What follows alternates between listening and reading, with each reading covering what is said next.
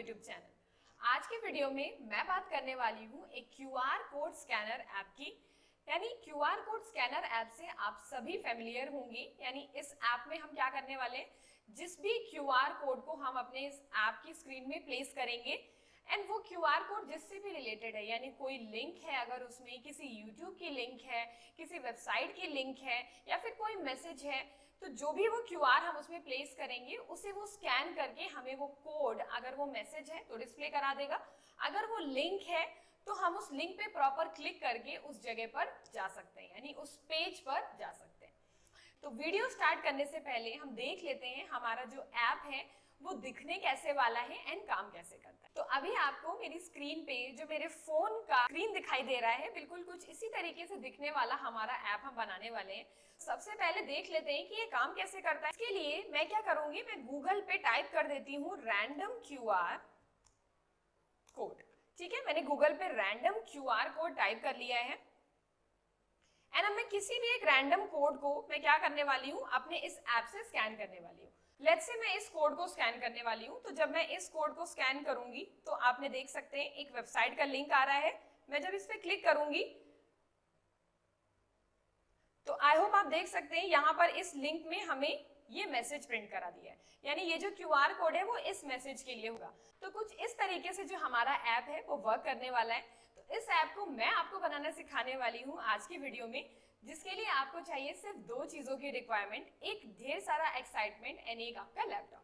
तो चलिए let's move on to our Android studio screen. तो हम लोग आ चुके हैं अपने एंड्रॉइड स्टूडियो की स्क्रीन पे। तो हमें अपना नया फ्लटर प्रोजेक्ट बनाना है, तो मैं क्लिक करूंगी न्यू फ्लटर प्रोजेक्ट पे। उसके बाद नेक्स्ट पे क्लिक करेंगे। देन जो भी आपको अपने प्रोजेक्ट का नाम देना है, मुझे देना है क्यूआर कोड स्कैनर। ठीक है, मैं क्रिएट पे क्लिक कर दूंगी। तो आप देख सकते हैं जो हमारा फ्लटर प्रोजेक्ट है वो क्रिएट हो रहा है। तो बाय डिफॉल्ट हमें जो फ्लटर, जब भी हम नया प्रोजेक्ट क्रिएट करते हैं तो कुछ इस तरीके से हमारे पास एक कोड लेके आता है main.dart में। तो हमें क्या करना है, अपने अननेसेसरी कोड को हटा देना है। तो मैं फटाफट से अपने अननेसेसरी कोड को हटा दूंगी। सेम इसी तरीके से बिल्कुल आपको भी यही करना है। तो मैंने अपने इस कोड को हटा दिया है। ठीक है, अब मैं क्या करने वाली हूँ, अभी के लिए मैं यहाँ से इसे हटा देती हूँ। अब मैंने अपने कोड को एकदम क्लीन कर लिया है, अपने main.dart को। अब मैं सबसे पहले अपने लिव फोल्डर में जाकर अपना एक और स्क्रीन बनाना चाहती हूँ, जिसका नाम मैं देने वाली हूँ क्यूआर। इसका नाम मैंने दे दिया क्यूआर screen.dart। जो भी स्क्रीन आपको दिख रही थी वो सेम स्क्रीन हमें यहाँ पर भी दिखेगी। तो इसी स्क्रीन में हम वो सारी फंक्शनलिटी को अचीव करने वाले हैं जो हम अपने ऐप की फंक्शनलिटी को देख रहे थे। तो मैंने इसको बना लिया है। अब मैं क्या करूंगी, सबसे पहले अपना पैकेज इंपोर्ट कराना, इंपोर्ट एंड पैकेज। अपना कौन सा पैकेज को हमें इंपोर्ट कराना है, अपना material.dart को। तो मैंने material.dart पैकेज अपना इंपोर्ट करा लिया है। अब हमें क्या करना है, एक स्टेटफुल विजेट बनाना है एंड इसका नाम मैं रखने वाली हूँ क्यूआर कोड। ठीक है, मैंने इसका नाम क्यूआर कोड रखा है। अभी के लिए मैं क्या करने वाली हूँ, एक स्कैफोल्ड को रिटर्न करूंगी विद ऐप बार, ताकि हम अपने ऐप को रन करके देख सकें। ठीक है, मैंने स्कैफोल्ड कर दिया। देन उसके अंदर मैंने लिखा है ऐप बार एंड ऐप बार में मैंने दिया है टाइटल एंड इस टाइटल में मैंने लिखा है क्यूआर कोड स्कैनर। ठीक है, मैंने इतना कर दिया है। उसके बाद मैं सेंटर टाइटल 2 कर देती हूँ, एलिवेशन 0.0। ठीक है, ताकि जो एलिवेटेड हमें ऐप बार दिखता है वो ना दिखे, यानी शैडो ना आए उसके ऊपर। उसके बाद मैं main.dart पे जाऊंगी। सबसे पहले अपने मटेरियल ऐप में डिबग शो चेकर मोड को फॉल्स कर दूंगी, यानी डिबग वाली जो राइट में हमें एकदम टॉप राइट कॉर्नर में पट्टी दिखती है वो ना दिखे। फिर मैं क्या करने वाली हूँ, यहाँ पर अपने इस क्लास को कॉल करने वाली हूँ। तो मैंने यहाँ पे ये लिखा, अब हमने इसे यहाँ पे कॉल किया हुआ है। ठीक है, तो आप देख सकते हैं हमारा क्यूआर कोड स्कैनर जो भी हमने बनाया था वो यहाँ पे ऑलरेडी कॉल हो चुका है। अब हम अपने ऐप को रन करके देख सकते हैं। ठीक है, तो जैसा कि मैंने आपको बताया था, जब भी हम अपने फिजिकल डिवाइस को यूज कर रहे होते हैं, तो मैं फिर से ब्रीफ कर देती हूँ। आपको अपने फोन की जो यूएसबी है वो सबसे पहले अपने सिस्टम से कनेक्ट करनी है। देन उसके बाद अपने फिजिकल डिवाइस से। जब आपका डिवाइस आपको यहाँ पर शो होने लगेगा, देन आप इस ग्रीन बटन पे क्लिक कर सकते हैं। ऑलराइट, तो अब मेरा डिवाइस मुझे यहाँ पे शो हो रहा है, तो मैं ग्रीन बटन पे क्लिक करके अपने ऐप को क्या करने वाली हूँ, रन करने वाली हूँ। अभी के लिए आपको मेरे फोन की होम स्क्रीन दिखाई दे रही होगी, तो आप देख सकते हैं जो हमारा ऐप है वो रन हो गया है। तो यहाँ पर हमें सबसे पहला काम 2 डिपेंडेंसीज को यहाँ पर ऐड करना है, तो चलिए उनको भी ऐड कर लेते हैं। तो हमें लिखना है गूगल में pubdev। ऑलराइट, अब हमें क्या करना है, यहाँ पर लिखना है QR कोड स्कैनर। ये ऑलरेडी हमारे पास इसका पैकेज अवेलेबल है, तो हमें बस इसको यूज करना है। ठीक है, तो हमें इस पे क्लिक करना है एंड हमें इसे कॉपी कर लेना है। यहां से हम इसे कॉपी कर लेंगे, हम इसे कॉपी कर लेते हैं। उसके बाद अपनी एंड्रॉइड स्टूडियो की स्क्रीन पे आते हैं एंड pubspec.yaml में हम जाकर इसे डिपेंडेंसीज के अंदर पेस्ट कर देंगे। मैंने इसे यहां पर पेस्ट कर दिया। ठीक, उसके बाद वापस से आ जाते हैं एंड यहां पर लिखते हैं URL लॉन्चर। ये हम इसलिए कर रहे हैं कि अगर बाय चांस हमारे पास कोई लिंक है हमारे इस QR कोड में, वो लिंक हमारी एज अ हाइपर लिंक, जो भी कोड हमारा QR स्कैन कर रहा है वो एज अ हाइपर लिंक यहाँ पर जनरेट हो जाए। ठीक है, तो उसके लिए हमें URL लॉन्चर को क्या करना है, अपने डिपेंडेंसीज में ऐड करना है। यहाँ से कॉपी कर लेते हैं एंड यहाँ पर जाकर पेस्ट कर देते हैं। ठीक है, उसके बाद हमें करना है pubget। जो भी डिपेंडेंसीज हैं वो हमारी यहाँ पर इंस्टॉल हो गई हैं। ठीक है, अब हमें क्या करना है, बेसिकली अपनी ये जो QR कोड वाली जो मैंने डार्ट फाइल बनाई थी अलग से, इसमें मुझे अपने उन दोनों पैकेजेस को इंपोर्ट करा लेना है। तो मैंने क्या किया, यहाँ पर अपने दोनों पैकेजेस को, जो QR कोड स्कैनर है एंड जो URL लॉन्चर है, दोनों को मैंने यहाँ पर इंपोर्ट करा लिया है। तो अब हमें क्या करना है, अपनी QR कोड की जो फंक्शनैलिटी है उसे अचीव कराना है। तो चलिए स्टार्ट कर देते हैं। अब हमें क्या करना है, हमने स्कैफोल्ड में ऐप बार दे दिया, अब हमें बॉडी देनी है। तो बॉडी में मैं क्या लिखने वाली हूँ, तो हमारा टाइम ना वेस्ट हो इसलिए मैंने इस कोड को ऑलरेडी कॉपी पेस्ट कर रखा है। मैं आपको लाइन बाय लाइन समझा दूंगी कि यहाँ पे कौन सी चीज हमारी क्यों यूज हुई है। तो ये हमारा बॉडी का कोड है। बॉडी में मैंने यहाँ पर सेंटर विजिट को यूज किया है। ठीक है, ताकि जो भी चीजें आपको दिख रही थी, place the QR code inside this frame, and जो भी स्कैन कोड आ रहा था, जो भी फ्रेम आ रहा था, वो सारा हमारी बॉडी के एकदम बीच में आए। उसके बाद मैंने कंटेनर यूज किया। आप देख सकते हैं मैंने कंटेनर इसलिए यूज किया है क्योंकि मुझे जो फ्रेम थी उसकी कुछ हाइट और विड्थ अलग से चाहिए, यानी मुझे बहुत बड़ा फ्रेम नहीं चाहिए था, मुझे एक स्पेसिफाइड हाइट और विड्थ का फ्रेम चाहिए था जो मेरा कैमरे का फ्रेम हो। तो इसलिए मैंने यहाँ पे कंटेनर यूज किया है। अब कंटेनर के अंदर मैंने यहाँ पर कॉलम यूज किया है। अगर आपने ध्यान दिया हो तो आपने देखा होगा हमारा जो फ्रेम है उसके नीचे हमारे पास जो भी कोड जनरेट हो रहा था, तो सारी चीजें हमारी एक के नीचे एक थी, यानी एक के नीचे एक अलाइन थी। तो उसके लिए हमने यहाँ पर कॉलम विजिट को यूज किया है। उसके बाद मैंने एज अ कॉलम विजिट के अंदर मैंने सबसे पहला चाइल्ड अपना पैडिंग को यूज किया है। पैडिंग में मैंने थोड़ी आसपास से मैंने थोड़ी सी पैडिंग दी है ताकि जो भी हमारा टेक्स्ट है वो काफी क्लीन और सही से दिखाई दे। उसके बाद मैंने क्या किया है, अपने कॉलम के अंदर 2 एक्सपेंडेड विजिट यूज करे हैं। सबसे पहला एक्सपेंडेड विजिट है हमारा जिसके अंदर हमारा जो भी फ्रेम है, जो QR है वो आएगा, एंड दूसरे वाले एक्सपेंडेड में हमारा जो स्कैन्ड कोड है वो आएगा।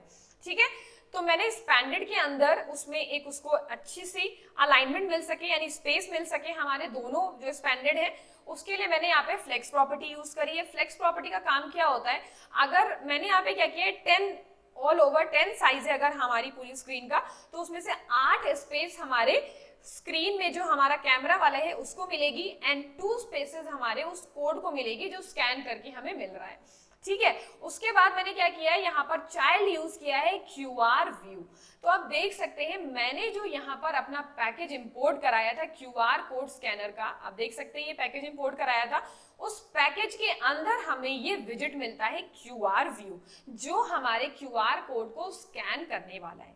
ठीक है, उसके बाद मैंने यहाँ पे की यूज करी जो कि QR की है, तो यानी यहाँ पर हमने एक ग्लोबल की बनाई हुई है। आप देख सकते हैं ये यहाँ पर मैंने एक ग्लोबल की बनाई हुई है जिसमें हमें क्या करना है, QR व्यू में यूज करना होता है, क्योंकि आप देख सकते हैं QR व्यू के अंदर एक की प्रॉपर्टी है जिसमें हम इसी ग्लोबल की को यूज करेंगे ताकि हम उसको आइडेंटिफाई कर पाए। इसीलिए हमने ये की बनाई है, जो भी चीज हम QR को स्कैन करें उसे हम आइडेंटिफाई कर पाए, इसलिए मुझे ये QR की बनानी पड़ी है।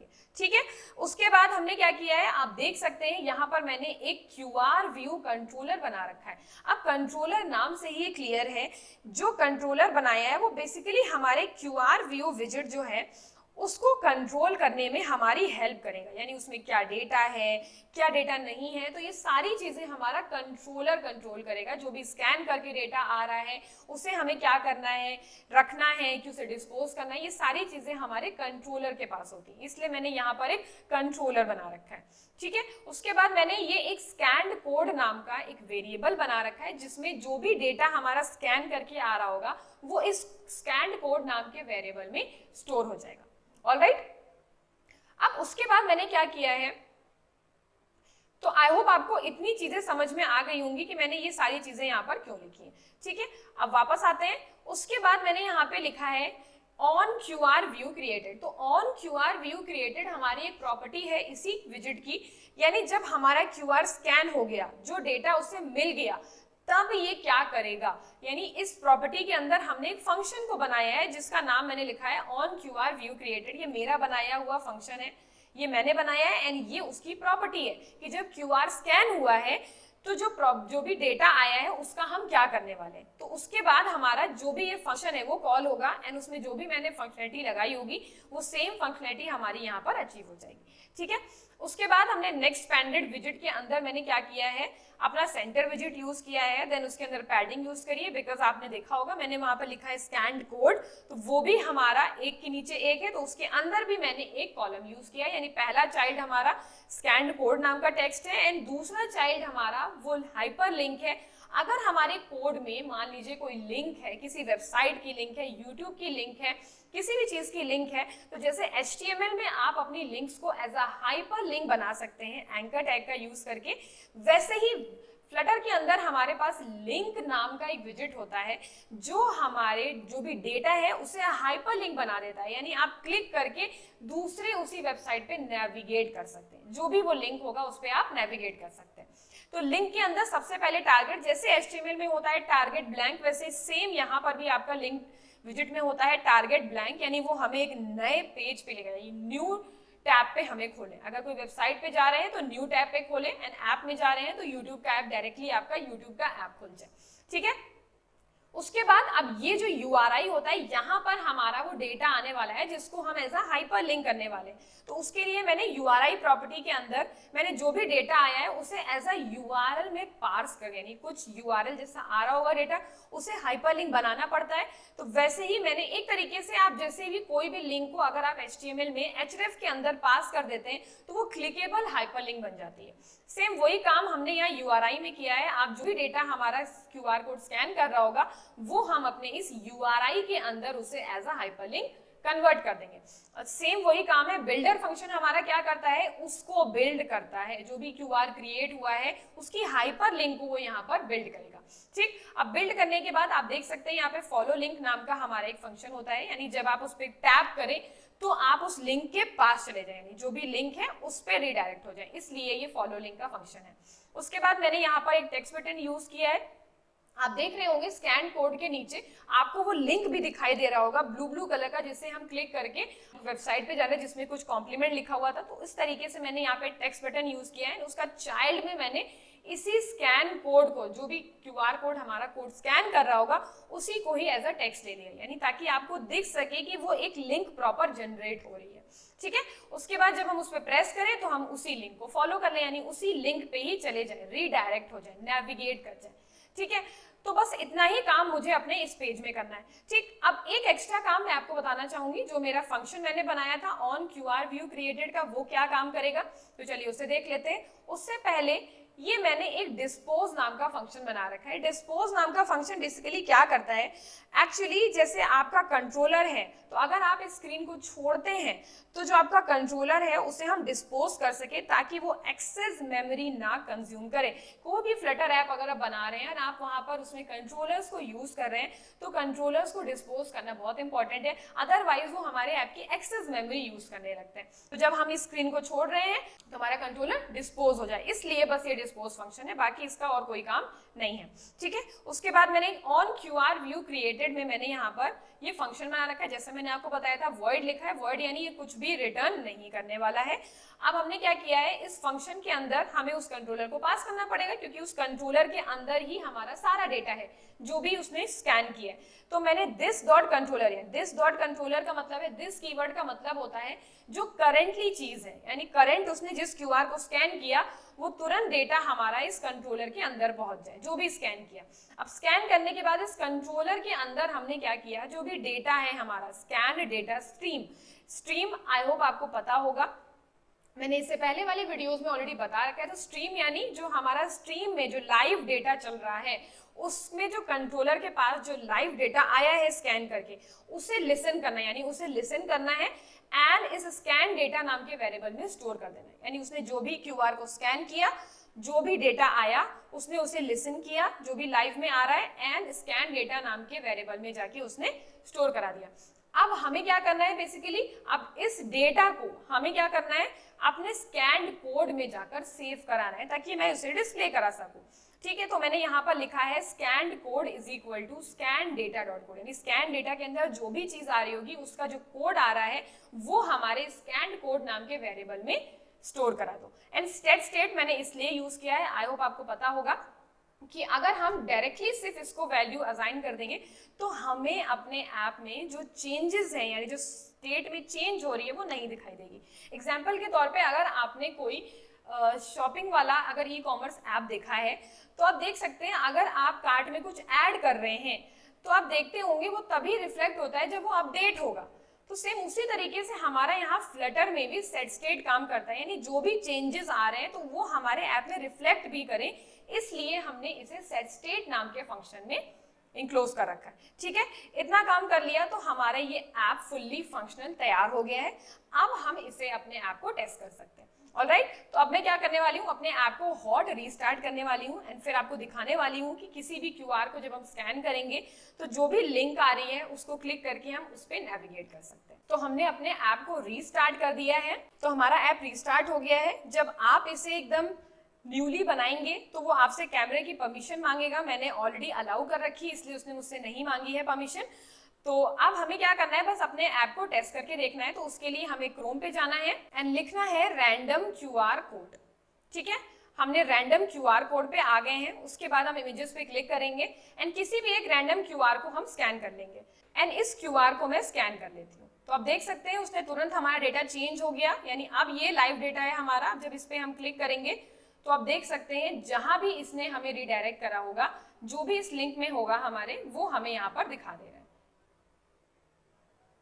Alright, so that's it for this video. I hope मैंने जो आपको बताया है वो आपको अच्छे से समझ आया होगा। अगर समझ आया है तो please let me know in the comment section below. Till then keep learning, keep exploring. मिलते हैं अपने next video में।